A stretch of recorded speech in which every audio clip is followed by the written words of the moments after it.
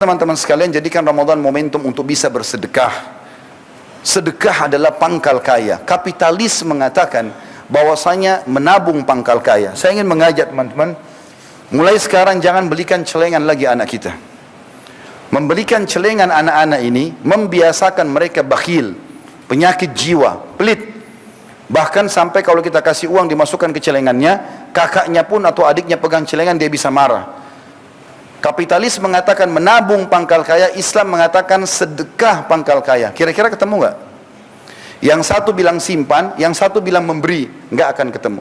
Kasih uang sekolah kepada anak-anak, bilang, nak kalau kau makan, kasih temanmu juga. Kalau lihat orang miskin, berikan sedekah. Latih mereka untuk itu.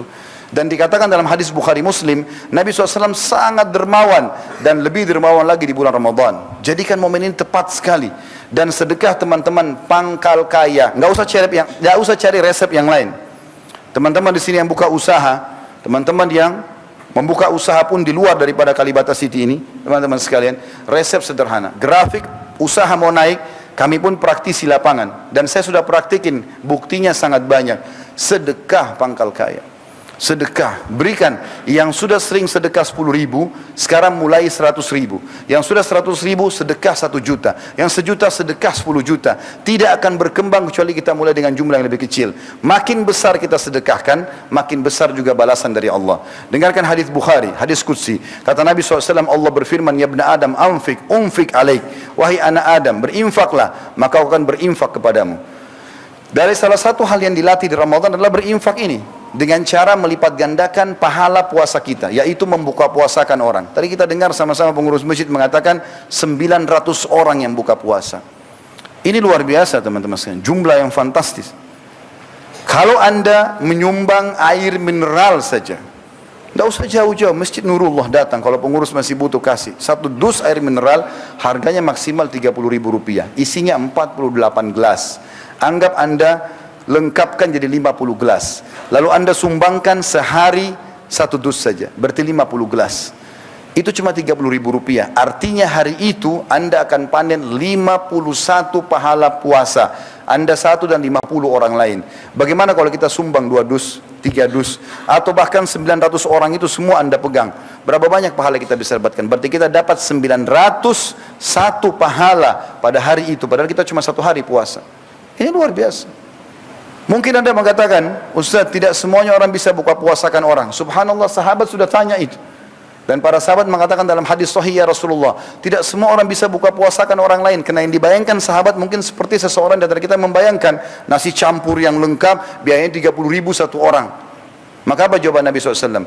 Allah akan berikan pahala buka puasa ini, walaupun dia hanya memberikan susu yang dicampur dengan air. Kalau susu kita campur air, teman-teman, tinggal warna, hilang rasanya. Tapi kalau tidak punya kecuali itu, dia dapat pahala orang yang dikasih buka puasa itu. Atau sebutir kurma, atau seteguk air, bukan 1 gelas, seteguk air.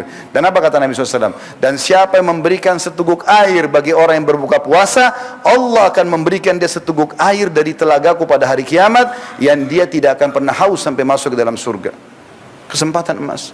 Ustaz, saya miskin, nggak punya Rp30.000 beli dus, misal. Baik, masih ada cara lain. Anda masuk ke masjid sini, minta tolong sama marbot, saya mau ikut bantu tata kurmahnya, tata gelasnya. Nggak ada biaya uang itu, cuma tenaga. Kalau juga masih belum mau, sudah miskin, susah, mau jadi orang kaya, masuk ke masjid, maunya cuma dilayani. Mau duduk tinggal buka puasa, ada resep terakhir. Kalau tidak mau, pukul saja. Karena luar biasa, berarti dia tolak pahala yang luar biasa. Nggak ada modal uang, nggak ada modal energi. Kalau lagi duduk mau buka puasa, angkat gelas mineral di sebelah kita, kasih teman di sebelah. Ini ya, ambil puasa saya, ambil punya dia, saya ambil puasa kamu. Modalnya cuma begini. Pindahin air. Ini juga nggak mau, cambuk saja. Luar biasa bakhilnya. Untuk diri sendiri pun pelit. Ramadan melatih untuk itu.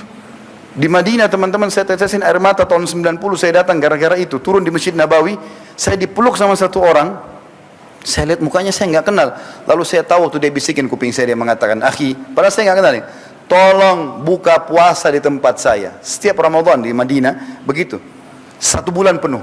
Ternyata kalau ayah sama anak, ayahnya lagi nata sufra, plastik diisi kurma sama zam-zam di dalam masjid, anaknya di luar cari mangsa. Jadi kita dipeluk sama dia. Kalau kita bilang iya, dipegang tangannya sampai tiba di tempat dia. Buka puasa sini ya, baru dia tunjuk, jangan buka puasa situ. Karena yang di depan itu ternyata mungkin ada tambahan. Kalau orang tergantung uangnya, ada orang sederhana dia cuma kurma sama zam-zam. Ada orang lebih kaya dia taruh yogurt, taruh roti, taruh kurma, taruh pisang, macam-macam. Jadi orang bisa tergoda pindah. Lalu dia bilang apa? Sudah tahu tempat kami, besok kesini lagi ya. Saking maunya buka puasa. Malu kita di Indonesia ini teman-teman. Pak RT sudah kasih jadwal.